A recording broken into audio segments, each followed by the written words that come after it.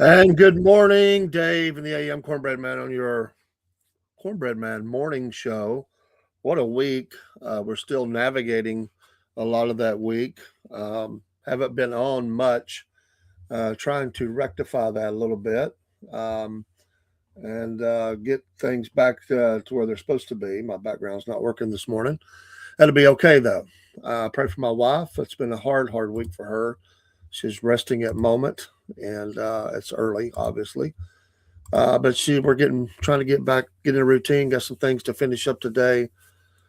Still needs a lot of prayers for her ongoing health, and we appreciate all the people that help us, and uh, are now some new folks that are helping us. We appreciate them getting in and giving us a hand, and it's she's doing okay. For all that she's been through.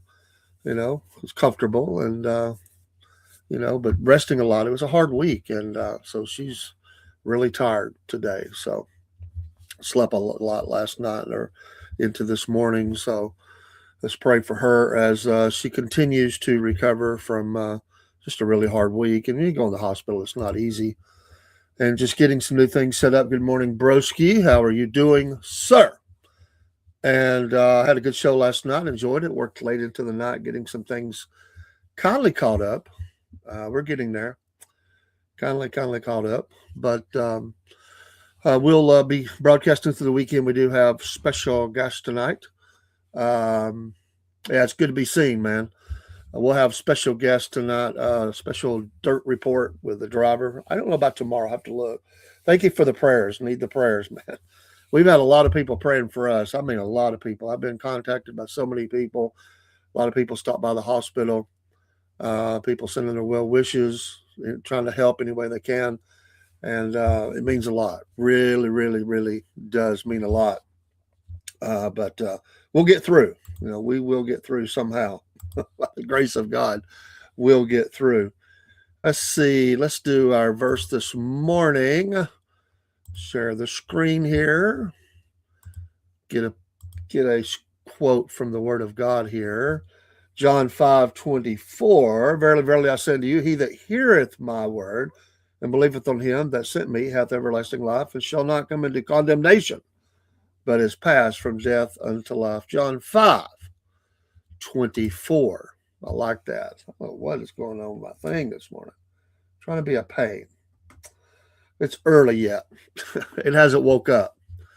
So there it goes. I think there we go. There we go somehow. I think it's coming in. You can see it on the screen behind me. I like my little fishes swimming around, so I was trying to get it back up. So there it is. I think we got fishes. Maybe. Maybe. They're seen. They're not swimming. There they go. Now they're swimming. It's meditative to see an aquarium or something like that. So this morning, let's look at our National Day. What is the National Day? I hadn't even pre-looked at this. Sometimes I do, sometimes I don't. What is the National Day today? It is the National Employee Appreciation Day. That's a good one. Always appreciate your employees. Um, they're what makes things go. They are the greatest resource. It is the day of the dude. March 6th is the day of the dude. Each year they celebrate dudism for an entire day. If you're not familiar with dudism, you're probably not, or a dude, not a dude. If you're not familiar with it says, or watch the film, The Big Lebowski. Getting worked up about not knowing what today is going against the rules of celebrating today's National Day. The first rule of dudism is to sit back, relax, and go with the flow. Day of the Dude. Okay, I can go with it. It is National Spray Tanning Day. I'm not going to do that. I'm out. But hey, for those that like it, whatever. It is also National Dress in Blue Day. Well, I covered that. I do have blue on. At least my shirt and my pants. National Speech and Debate Education Day. Yeah, it's fun to be a part of debates. I've enjoyed that before in my life. It is fun to be a part of debates. I've been in some debate clubs and classes through work and school and everything else. It is fun to do that because you can take both sides of an issue and you get to play the side that you're usually debating with, and you take on that role. You have to think through it it's it's really interesting. It messes with your brain. And I mean, we did some heavy hitters. I remember I took a class at work. This is a rare occurrence. Nothing was out of bounds. So, like, we debated gun rights, gun control. We debated pro life, issues. We debated it all. I was amazed. It was extreme. We did that in church too. It was fun. We debated, biblical truths. Took both sides of that. It was intense but fun. For you ladies, National Dress Day. Yes, for you ladies, National Dress Day, and probably all that we can get in behind the National Oreo Cookie Day. I think we can get in behind that. I think we can handle that. The Oreo Cookie Day. I wouldn't say that it's my favorite cookie or anything like that, but I've ate me some Oreos in my day. There's no doubt about it. So you know, I'm a big macadamia nut um, cookie. That's my favorite, really. I like chocolate chip. I don't eat them all the time. I mean, I do eat cookies, for snack sometimes. But I do like macadamia. Man, those are great. There used to be a place, well, it probably still is in Atlanta. They fresh bake every day these three or four different kinds of cookies. Some have M&Ms in them, but fresh baked, and they're big cookies. I mean, like, now they're not the huge ones, but they're probably this big, about that big, and they make them fresh every day. At the end of the day, if they don't sell, they throw them out. And I used to get those. I used to get three of those macadamia. I'd have them. This is Atlanta. I'd have them eight before I got home. I think I'd save one for the granddaughter. I'd eat two, save one. I didn't need to eat the two, but I would. National birthday or birthdays today. Not national, but just birthdays. So we have see if there's anybody that we want to mention. Uh, it's pretty dry today on birthdays. No, I was just not going to mention some of these. Let's see. This might be a bomb out. Let's see here. Bo Bichette, 28, baseball player. Good player. We'll mention him. Justin Fields, 27. He's not quite found his place in the NFL. He is 27, though. There is still time. He was going to conquer the world.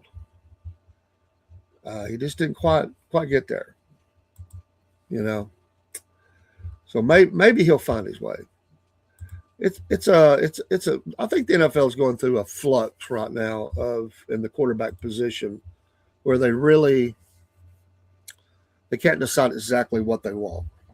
There was a big move at one time to go with the running, throwing quarterback, and they still like a quarterback that can run, but they're starting to get back a little bit more.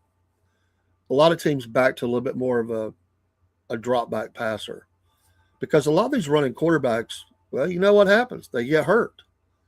They get hurt. A lot of quarterbacks get hurt anyway.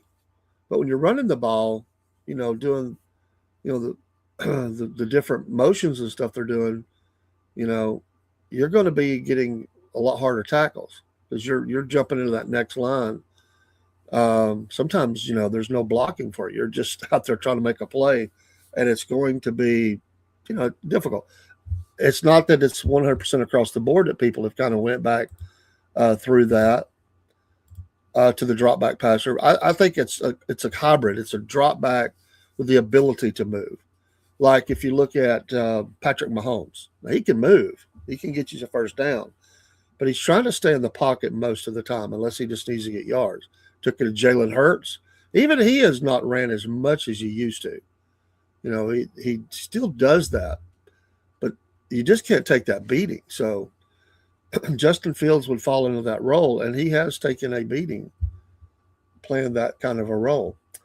Broski says, hold on a minute, let me get the official things here. I don't know why that's not crossing over, but anyway, when Oreo cookies thins came out, my goodness, next level mint cream chocolate ganache, lemon cream. I've been good. Haven't bought them in a couple of years, but they are so good. Yeah, I never buy them. I like it. My wife sometimes will buy them and bring them in the house. Um, but yeah, we're better not to have that coming in the house, but she does sometimes. Even quarterbacks who are mobile have learned you need to be able to sit in the pocket and throw. That's true. Caleb Williams has already learned that. Jordan Love is another example. Excellent on quarterbacks. I would agree. Dave, try Oreo thins if you never have. I do not believe I have ever tried the Oreo thins. I'll have to check that out. Yeah, you have to. I mean, because when you run, everybody else becomes a blocker. You've lost all ability. Once you cross the line, there's nothing else. I mean, if that is your play, once the team sees you cross that line, that's it. Now, granted, you may be getting 3 or 4 yards. It's like a running play, obviously, but unless they slide, they get a chance to pound the quarterback. But you lose all your options. What I like is I like the rollout a little bit better if you have to. Like if you can't stay in the pocket, do a rollout, but continue looking downfield. If everything falls apart, you have 2 options. If you have room, you're at the sidelines, you run and get 2 or 3 yards if you can get it, or you throw it away. And you're safe. You run out of bounds, whatever. But this idea of this whole, and these offensive schemers, and granted, they're good at what they do. They come up with a lot of, plays. But when you beat your quarterback up like that, you're just not going to last long. And you're just not. You're going to end up because they're going to pound that shoulder you throw with. Because you're going to get tackled, you're going to end up following that shoulder, or they're going to hit you on that shoulder. Quarterbacks who run traditionally don't protect the ball like a running back, so they fumble more. Again, I would think even Lamar Jackson doesn't run like he used to. He's sitting in the pocket more. Again, I think that is an option, but it shouldn't be like 50-50. My God. And that's where they had kind of gotten with that. It became the trendy thing. Get a quarterback who can run, he can throw too, and we're running 50% of the time. Well, that's just not going to work. Enjoy your quarterback sitting on the sidelines because that's not going to work. That's right. Jaden Daniels hasn't learned that, and he spent over half last season injured. And his body style. He's very good now. He's very good at taking the hit, but the NFL is a different animal, and he's going to end up being. He's got to be careful he doesn't become RG3. That what happened to him. His career was basically over off of really one play. It just never was the same. Yeah, he can run like a deer, but he is thin as a rail. He's built like an NBA shooting guard. 100% agree with all those statements. I've said the same thing, like, wow. The guy that amazes me who plays really tough for his size, he's tall, but he's thin, is Devontae Smith from Alabama, plays for the Eagles. His legs are so thin, but he's been able to, stay away from major injury. Pretty amazing. I'm a fan of Jaden Daniels. He just needs to correct that a little bit. You got to hang in there. He's got a great arm. He doesn't need to run that much. I mean, they just need to get the players around him. He's shown already what he can do, but he tends to take off more. Another guy who learned that is what's the guy from Oklahoma that plays for the Buccaneers? Man, I know his name. He stopped running as much. It's just too much of a pounding. And those quarterbacks have got to stay healthy. I mean, the offense flows through them. So, what is that guy's name? Man, I know it. Not woke up yet. Yeah, Baker Mayfield. Thank you. Baker Mayfield. He definitely learned a lesson. He still will take off sometimes, and he needs to. He needs to, but he had that same mentality at one time. I'll just run it. I'll just run it. And it worked at first because, he was young and healthy and he's still relatively young, but he's taking a pounding now. So his body is starting to break down a little bit on these runs.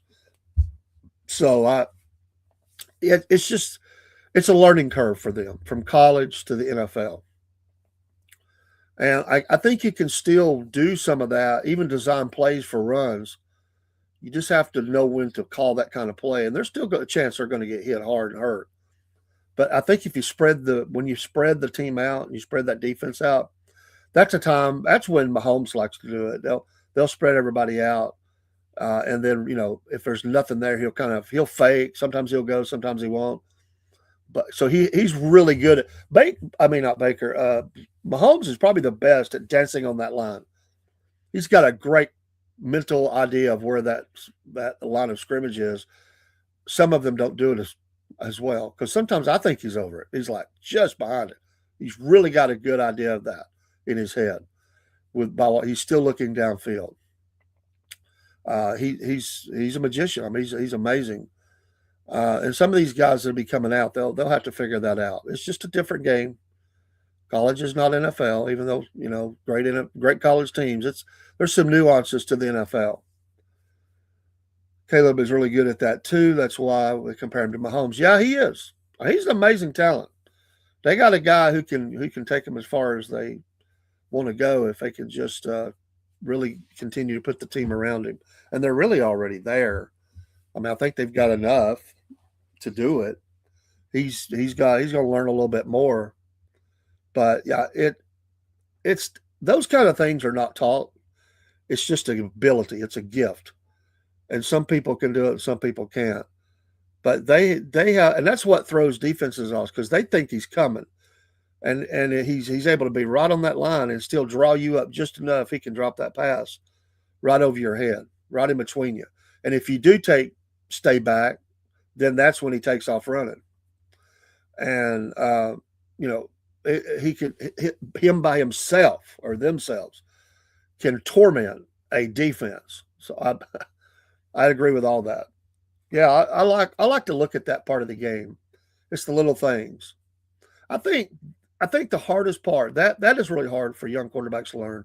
What we just mentioned, and I also think in the college game, typically the lanes of throwing are a little bit more open.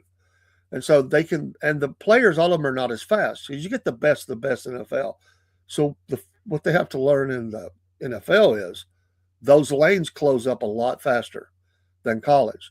So they end up getting intercepted a little bit more in their rookie year or whenever they start. And they're like, wait a minute, that worked in college. They have to learn the speed of the game, which takes a little time. There's that. And that pass, that some of those passes they do on like the one that they throw short and all that, where they have to turn back and they basically throw it right at the back of the defender and then up a little bit, and the guy never knows it's coming in. Some of those timed plays in the NFL, it takes a little bit to learn that. And then I would say, lastly, the hardest thing to learn is that clock of knowing how much time you have in the pocket. How to move in that pocket. Your backside. That guy's coming. That ability to feel that defender there. It's amazing. Some get it, some don't. Knowing how to not run out of the pocket, but adjust in the pocket, move up, still under protection, and throw the ball. And that's the last key is throw that ball with a guy that's 6'8", 340 and run like a deer coming at you, and he's going to hit you as you release that ball. That right there is probably the hardest one, honestly, for them to learn, because if you flinch, it's overthrown or intercepted, or it's knocked down at the line or whatever. You're going to take that hit, and that's why they need to be a little beefy. Got some strong legs. Oh man. Well, in our we saw that Christy Nolan was let go yesterday. They said resign. She was let go. Controversial maybe to some. Um, you know, some wanted her to go. Some thought she did a fairly good job. She is now gone. Uh, some of the news headlines in Newsmax: Treasury eyes swift action as Iran conflict pushes fuel cost up. Some said that they were in a panic in the White House, at least from Susie Wiles, about how much the gas prices are ticking up and the midterms are upon us. That does play a part. I mean, people are not going to like that, but I think most people understand right now. They just need to get this wrapped up as soon as possible. You know, anyway, it's going to do some damage for sure. I mean, people in our area are already paying from the winter weather some extremely high light bills that are really just now coming in, and it's really freaking people out. I mean, I've heard of some bad ones. Um, so it's going to play on people's minds because it's something that we deal with every day, going to getting gas or energy cost or whatever. So that's not a shock that one's at the top of the list right now. Trump on gas prices, if they rise, they rise. And these things fluctuate. I would say if they're not like going $4, $5, $6, probably not going to be too much complaining. People are so used to having to pay over $3, they're not going to like it. Probably not say too much. If they spike really bad, now the cities they be a little bit more, but if they spike really bad, that'd be another story. They would be a big bad story for them, for the administration. So they can look, and that's the third White House explores ways to ease gas prices amid Iran crisis, and the Dow falls nearly 100 points as oil surges to $85 a barrel. So I mean that's it's obvious what's on their minds, what the news is jumping on. Um, Trump thanks NATO head for Iran operation support. Well, Iranian Ayatollah urges shedding Trump's blood. So I guess they're saying they're gonna come after him. So wow, what a time we live in. Now they're saying more than 30 Iranian naval vessels are destroyed. When they get done here, they're not going to have a dinghy to put on the ocean. It takes a while to build ships too. Some boats not so long, unless they buy from another country, but they're going to get sunk. So they basically will have no navy. So all that going out there and terrorizing at least by ship in the strait, not going to happen. Now we got to take care of drones and missiles. We got to knock out that ability as best we can and keep that flowing. They'll probably have to escort a lot of these ships and have ways to, because they can take down the drone before it hits, usually, and just run a screen for them. So I could see stuff like that happen on not every cargo ship, especially oil. I could see that those being ferried through, uh, flanked by ships that can attack and defend against the drones and missiles, blow them up in the air. Let's see here. UAE is eyeing freezing Iran assets after attacks. The neighbors are getting mad as missiles and things are falling within their lands. They're saying it's against the Americans. Those countries are saying BS. You're hitting our people too. Iran foreign minister ground troops to disaster for U.S. I don't think anybody wants this. Really don't like that the president said that. I don't think he's meaning it at this point. I think he's just throwing it out there. House narrowly rejects the Iran powers curb, and that I heard that yesterday afternoon. Trump demands role in picking the next leader. They won't like that. Let's see what else. 5,000 bombs have been dropped, according to Israel. Weeks of strikes ahead. Over 1,100 dead in Iran across the region. So, U.S. and Venezuela renewing diplomatic ties. How about that? What else here? States to sue over new Trump tariffs. Okay. And Trump is urging a pardon for Netanyahu. Boys that fight together protect each other, I guess. I don't know. Hope Bondi is next. Trump puts too many key positions, according to Broski. I think there's a real possibility of that. I think there's a real and Patel is probably he will make it past the midterms. I really think the president was trying to wait till after the midterms before he dismissed anybody. He needed somebody to fall on the sacrificial sword, as they say, and I really believe he did this now for that reason. But I think after the midterms, really no matter how it goes, they'll end up being some more moves.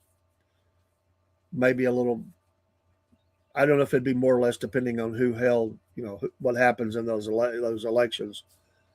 There's a lot of people didn't win their primaries, so there's a lot of change coming uh, already, and who's running on the Democrat Republican those areas. But even if it's a Democrat win in the general election, those seats have changed. We know of three, I think it is already, that are not going to make it back. Mr. Green from Texas, Crockett, and there was another one, and I can't think who it is, now not going to be running for their office. They were defeated in their primary. So it's Democrat to Democrat. They got defeated. So the people in their own district were disgusted with them and defeated them. So they can cry all they want. They can say racism, cheating, whatever. Okay, that's fine, fair. You can say it, but she's running against your own. This ain't Republicans. This is you Democrats voting for Democrats, and you got beat. So I think people are a little sick and tired. Even on, I mean, I'm sure independents and come over. Some of those that allow people to come over and vote could have been some of that. Sure, I don't know the state rules on that one. Different states have different rules in primaries and early, special elections and all that. So it depends on the state. It depends on that special or that election rule that they could come over and vote. But and Democrats play the same game. They'll come over and vote. I mean, I've been in I've been in the voting precinct working elections, and you can just tell that the numbers are fluctuating up. As others come in and are voting as a Republican and they're Democrat. They're trying to defeat someone. So those rules, it just again, it's different around the country. Different areas allow different things. The fruit cake who defeated Crockett might be the biggest. Well, I know that. I have heard of them. That's what I told somebody. All these people was bragging about how she was gone. I'm like, yeah, but what replaced her? I mean, that may be some bad news right there for them. But sometimes people do that. They're already kind of nutso in their beliefs anyway, so they just vote for a different one. But there's nothing getting better there. I guess that people are glad she's gone. But in about 2 months or 3 months, they may be going, oh my gosh, what do you have to listen to this? I mean, not good. Let's see here. Kramer, U.S. may lean on Israel to stop Iran nukes. The Starmer turned UK. Andrew Neil's article says Starmer turned UK into embarrassment. What a weak leader, the Starmer. Can't stand that guy. His bloviating over there. We have decided to help the Americans, but we're going to follow the law. The rule of law. Really? Say that again so other people in the back can hear that you really care about the law in Great Britain on some things that you've pulled over there. Give me a break. Give me a break. Just shut up. The missiles from them are going to hit you before they hit us. Is that really the stance you want to take? I mean, maybe, okay, you didn't want the war to start, but now that it started, maybe it's time to get in the game and help us mop this bunch of nutso, zany people up and to, knock them down at least for several years from being able to be any kind of real threat. I mean, it'd be nice to have 20 years of, they don't run their mouth. That's going to happen. They can shout death to America, whatever. But when you start acting on that, you're actually terrorizing American citizens and servicemen, and you're threatening to drop a bomb on everybody. I mean, really, Every nation in the world should have went to their door and said and knocked it down and said, "We're taking all your stuff. You've lost the right to be to play the game. Your nation status. You don't get to make rules for yourself for a while until you figure this out." I just think that's the way the world ought to be. When you do stupid stuff and you're killing people and genocide and all that, I just think the world should take you over for a while and change some people up and root out and say, spank your rear end, so to speak, and then say, now act right or we'll be back. I mean, come on. I mean, we're not talking about, I'm all about sovereignty. Absolutely. But when you're threatening to destroy the world, when you're threatening to drop the bomb on everybody and just annihilate the earth, anybody but you, then something has to happen. The world has to act. I hate it. I don't like it. I don't like that we're having to run operations over there. I don't want us in wars. I'd rather all of our service people to be able to be, in peace. But as I've heard it said before, some point somebody has to do it, and that seems to fall to America. That's just part of it. We've always been a part of that. Don't like it sometimes. Sometimes I feel good about it. Sometimes I don't like it. Sometimes we get in things we certainly should never be involved in. But sometimes you gotta do that. You have to knock out the evil of the world. And you always hear that, do it there instead of here. I get it. And here's the thing with Iran. Iran could never come in here and do a ground invasion and take us over. But it's this daggum missile capability. This whole idea of the geopolitical, how you defend your nation has changed because of drones. Now, the drones, and for us, is not a problem. They're not going to fly that far. But those Shahab missiles that they have, they can't. And North Korea has the same capability. So we cannot allow a nuclear-tipped missile to ever be. I mean, if one gets through, can you imagine the damage and carnage? A low-grade nuclear-tipped missile. I mean, nuclear anything's bad. They say, well, it's small. Well, let it hit any city in America and see the chaos that it would ensue. I mean, we cannot ever allow that. And these people are just fanatical enough to do it.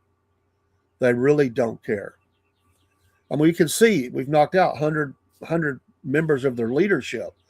And now the next people up are, saying they're going to kill Trump and all this stuff. I mean, you can be taught. But we got to knock out, for the region, the drones are, for our bases and stuff. So they can rebuild them, but we have got to, just got to keep good intel, knock down that stockpile to where they only have a handful, make sure they have no nuclear capability, and just manage the threat. Put some more Patriot batteries in the region, to try to knock out these things before they ever get in. Most of them do. If we limit their number, if we limit how many they have, and they can't get nuclear tipped, be able to have one. They can still do some damage, but nothing like world destruction, seeing whole cities leveled due to a nuclear blast or not being able to be inhabited for the next 300 years or something, or 3,000 years. We just can't allow that. Just can't. And I hate that. This has been, they have created such a stockpile. I think they probably have more than anybody in the world. They have been doing nothing but building these things and building them and building them. And we can see that they'll fire them on anybody. They fire them at anything. They are a threat to literally most of the world. And so let's just get the operation over as quickly as possible. In Georgia, again, we have the special election Tuesday. Will be election day. A lot of candidates. My gosh, when I went to vote, I had to roll the screen up to see them all on screen. I just never have voted in a primary or a special anything that had that many candidates on the screen. Wow. It's like, there's no way it won't be a runoff. It has to be. There's no way that you're going to get 50 plus 1 in the state of Georgia to be able to have it'll happen. So that's going to be another election, the runoff, which won't run as long. Go back through the whole thing and try to get someone elected. Or they will get someone elected. It'll be two Two will run off, the top two. Another concern, yes, I was thinking about those, and I was saying that the suitcase nukes, especially since the border was open for so long, and they could be in the country, and that could be set off. My gosh, in a railway. Um, Good morning, Watchman. Iran can't hit us if they don't have ICBMs. Yeah, and that's I'll say just knock down that we don't have to worry about it through the air, and that's the main thing for us. The other countries over there can worry about that, the rest, but we do need to make sure they don't have that capability. And then yes, close the borders and hope to God they don't have a suitcase bomb in the nation. Because can you imagine a major water supply, a dam or something got hit with that, or the rail system in New York, or they're going to hit a major city. I mean, that's New York or an LA, or you would think. I mean, because they want mass casualty. But yeah, good morning, Daryl Broom. I mean, that would be what they would do, and that's what we have to defend against. And I say get our people out of there. But I for sure want them to knock out any capability they have of long range missiles, because they're crazy. They're just even if they tipped it with a chemical weapon, a chemical of some kind that could kill a lot of people. It doesn't have to be nuclear. There's a lot of things they could do if we knock out their ability to be able to hit us with those missiles. Then we don't have to. Our bases though do. That's the problem. It's not just that our bases do. And maybe we need to move some of those bases. I don't know, because that's going to pull us back into it. Well, I understand your stance on that, and I understand because Israel's hitting them at the same time, and right now we're fighting together, and a lot of people are upset about that, and but they're working that way. Is my point? They're working that way. If we knock out their capability to do that, largely because they keep expanding the range, the Shahab 1 to the Shahab 2. I mean, they keep extending the range. I'm not saying it's a direct threat right now, but again, it doesn't have to be really at us as in the physical mainland of the United States. It's what about our ships, our bases and stuff. So they do have the ability to hit those, and have done it, and we've lost service members. So we definitely, it is definitely that part. Even if you have that whole other part, I understand. I get it. A lot of people are upset about, there's two tracks there. Some people are okay, like we should. Some people we shouldn't, and so I get that. But, and I said this the first day while we're there. I mean, while we're shopping, it's already started. We can debate if it should have or why, and not even debate, just whatever you feel about it. We need to do as much to knock out what we can while we're there and then get out. I mean, when you're in, you're in. It's like it started. Now the match is lit. Okay, now there's American troops dead. Hey JJ, well wishes to you. Let's take care of it as best we can while we're there. No, I'm not saying that, Watchman. I'm just saying that while we're there, this country is a threat. They're fanatical, and they have hurt Americans throughout the course of our recent history. And good morning, Jake from Mississippi. How you doing, my friend? So again, I'm not taking that part. I'm not even saying that. I'm saying while we are there, I've not even said much about the Israeli strikes, except that they hit their leadership and stuff. They've got their own agenda. They do, and you can even see the administration showing a clear difference between the agendas, because they know that's not popular here, and so they have said, "This is our agenda. That's their agenda. This is what we're here for. Then we're getting out." He'll be back on tonight, Jake. He didn't make it in this morning. Some mornings he can, some mornings he can't. So he didn't make it in. But Biscuit Boy was in the house last night, and I enjoyed having him here. He's funny, a funny guy, great friend, and one of my best friends. I hope y'all are having a blessed day. It's like I said, it's been a hard week. Oh my gosh, I am so emotionally, physically drained. I was so tired this morning. I was like, oh, I wanted to do the show. My mind was like, yes. My body was saying no. But y'all keep praying for my wife. It's been a hard, hard week. And for those that don't know, after Monday's show, I took her to the hospital. She was in the hospital till yesterday, and she's not in any immediate danger, but her health, it's precarious, and we have we have people coming to help and stuff. So, but hopefully she'll get stronger and do good. So, thank you, Jake. Thank you. I appreciate it. Hey, it's she's a trooper and a fighter, and we're gonna. I've got some things to wrap up today. I didn't get to work all week.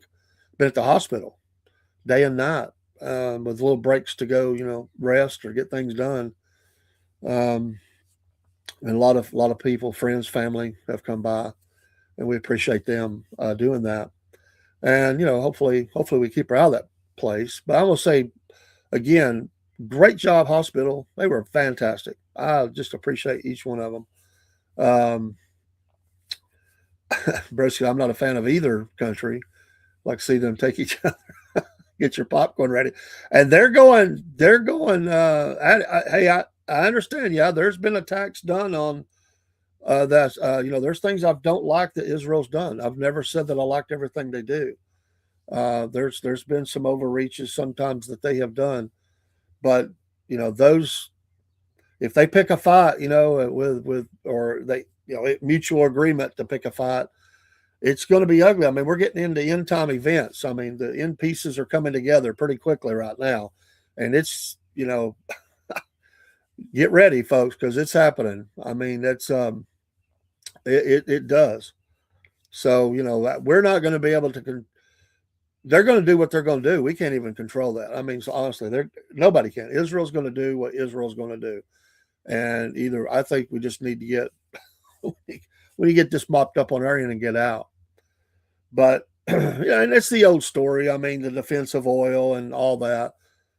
But it does affect markets, and we've got to keep the shipping open. I mean, at least we need the shipping lanes open. So, but listen, I love the Iranian people. I know many of them, but I cannot stand I cannot stand their leadership. They're horrible. They're horrible, horrible, horrible. And Iraq has never been any better. I mean, they haven't. They've not been as mouthy here lately since the fall of Sodom, but they've still got the same old ability to be just as evil. They do, and there's so many in the region do. There, some of them want to be a little more Western, and some of them don't. But we get that in that region. It's a loser proposition to try to build any kind of thing there. President's been pretty successful building a coalition there, but that's a coalition that could fall apart at any time, truly. So let's keep praying for our service members, though, praying for the families of those who have died. Very heartbreaking, and probably be more. And I hate that. We don't want to see that. Absolutely do not want to see that. Hey, Jason, good morning to you. Thank you for the like. We're just praying for our service members. It's going to be sad, as these come back home in the military funerals. And it just reminds us of, but again, on that level, I'm not even going to have politics in it. I'm just saying a soldier does a soldier's duty. If a soldier's told to go, that's what a soldier does. They were serving, doing their job, and they died doing their job. And they deserve all the recognition we could give them, support to the families. I was so heartbroken. One of the families, they tried to reach their loved one and they couldn't. And they said when the doorbell rang, they knew. And I just can't imagine what that was like for them. I don't even want to imagine. It's impossible for me. I have a friend who has served on those as a Marine from the other side. And it was an honor to serve. As he said, it's very difficult. You can understand. He told me one time they went to a man's house and they cannot leave until there's certain things that has to happen. And the guy cussed at him and told him to get out of there. So they went and they sat in the car. They called it in. Of course, they told him just stay there. And they stayed there for hours. And they sat in the driveway of this man's house who had lost his son for hours. I'm thinking like 12. And finally, the guy comes out and he says, "What's it going to take for me to get to leave?" And, they just said, "Well, we have to do, hands you this. Can you sign this? Whatever it was." And then, we're gone. And he said, "Let's do it." And he just couldn't face it. And, they understood it was very difficult. It is just very, very difficult duty to go and tell somebody something like that, you know, whether that's a local police doing it but man, that's an honorable thing that we do. At least we do send those there to express the condolences of the nation. And there's a form to it. I mean, it's not just, we ride up willy nilly. No, there's an order to that. And I've never served on it. It's just like a military funeral. The way they do those, it's amazing. I've went and watched many if you hear them bagpipes coming and they come over the hill, you don't even see them. Oh, it's so amazing. And sadly today we have so many veterans dying. They don't always get. Sometimes the music is popped in. The taps is not even live. That's sad to say, but it's hard to get enough of those guys. There's so many funerals, and I talked to some guys. They said they could do funerals every day, but we have jobs and we do what we can. But they serve on as many as they can. But they were excellent. I went back over the hill and talked with them after they did their duty for a gentleman I know. His dad died, who was a World War II vet, and he was just it was just amazing. Daryl, this is evidence of a wicked nation has forgotten God. There are many nations that this includes. It amazes me that people call themselves Bible believers don't see this ideology of war. I have warfare daily. Warfare is real. This is the spirit of ancient Persia that at one time ruled the war. If you declare war, you better be guided by God Almighty, because that nations that have turned against God will be turned into hell. God bless you, man. Yeah, it's not it's dangerous business to do that. Very dangerous business, and you better be. So,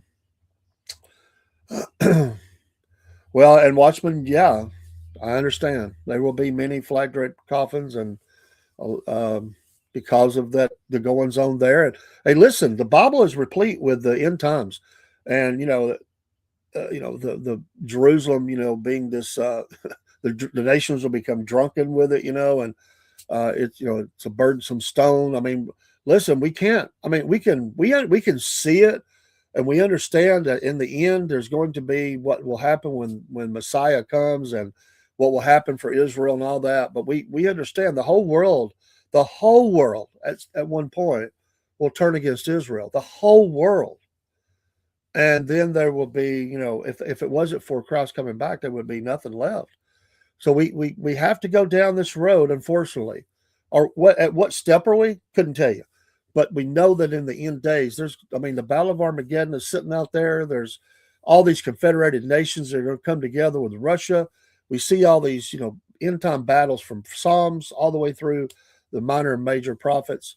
I mean, we see that. And we're getting closer, and we're just getting closer. I'm not excusing anything. I'm just saying that it's like we're on the front row of this great theater, and we're watching this, and we're like, wow, and it's just like it's happening so quickly. Things are speeding up. They really are.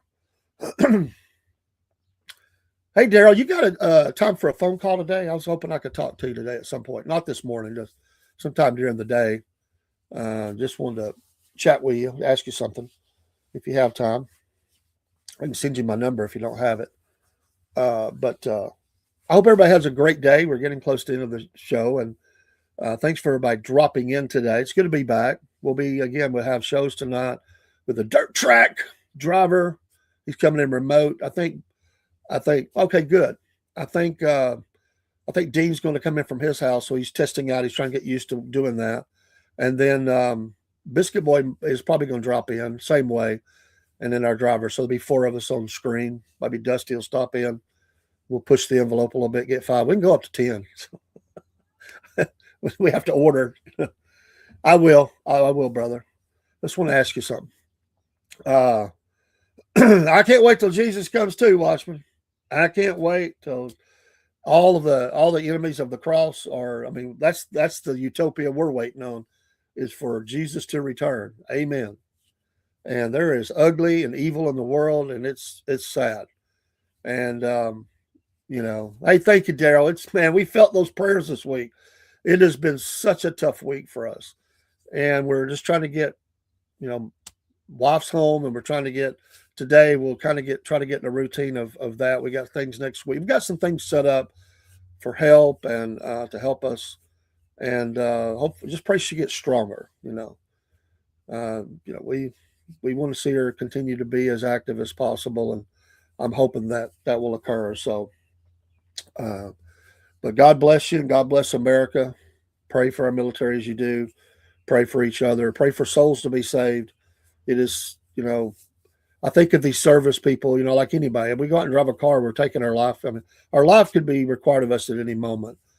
But you think about soldiers in a war zone, and some of those young people don't know Christ, and I just think about them, But many do, but some don't. I would say there's a lot of praying going on in the military bases over there and ships in the air. I think there's a lot of praying going on among our military right now. I think I'm doggone sure I would be if I was having to run operations over the skies of Iran, or sitting at a base where at any time a drone or a missile could drop in. I'd definitely be thinking about that. I'd definitely be praying. Let's pray for those chaplains and others that go out there and that minister to those folks. But we'll see you tonight, and we'll go ahead and get off of here. There's the granddaughter. Hey, she's ready for school, and we'll go get them took care of, and we'll see you tonight. Take care. God bless. Pray for us. We feel those prayers. See you soon.